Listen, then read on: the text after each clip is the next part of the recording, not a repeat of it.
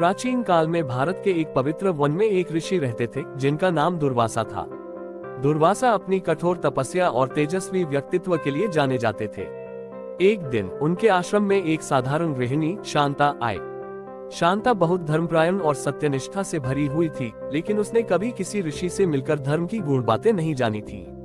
शांता ने ऋषि दुर्वासा से पूछा, हे मुनिव, क्या आप मुझे धर्म का सच्चा अर्थ समझा सकते हैं?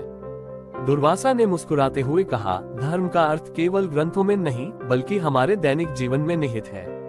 इसे समझाने के लिए मैं तुम्हें एक छोटी कहानी सुनाता हूँ। दुर्वासा ने एक छोटी सी कहानी सुनानी शुरू की। एक समय की बात है, एक छोटे से गांव में एक गरीब ब्राह्मण हरिदास रहता था।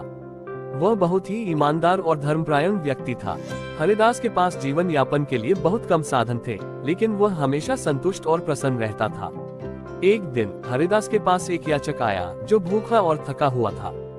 हरिदास के पास उस समय केवल एक कटोरी चावल थी जो उसकी पत्नी ने दिन के भोजन के लिए रखी थी। लेकिन हरिदास ने बिना सोचे समझे अपनी पत्नी से कहा, इस भूखे याचक को भोजन देना हमारा धर्म है। हरिदास की पत्नी ने सहमति दी और उन्होंने अपनी कटोरी चावल उस याचक को दे दी। याचक ने आशीर्वाद देकर कहा, आपका धर्म और करुणा आपको कभी दुखी नहीं होने देंगे। उस रात हरिदास और उसकी पत्नी भूखे सो गए। अगले दिन एक धनी व्यापारी उनके दरवाजे पर आया और कहा, मुझे भगवान ने स्वप्न में आपके बारे में बताया और कहा कि मैं आपको अपनी संपत्ति का आधा भाग दूं। हरिदास और उसकी पत्नी ने विनम्रता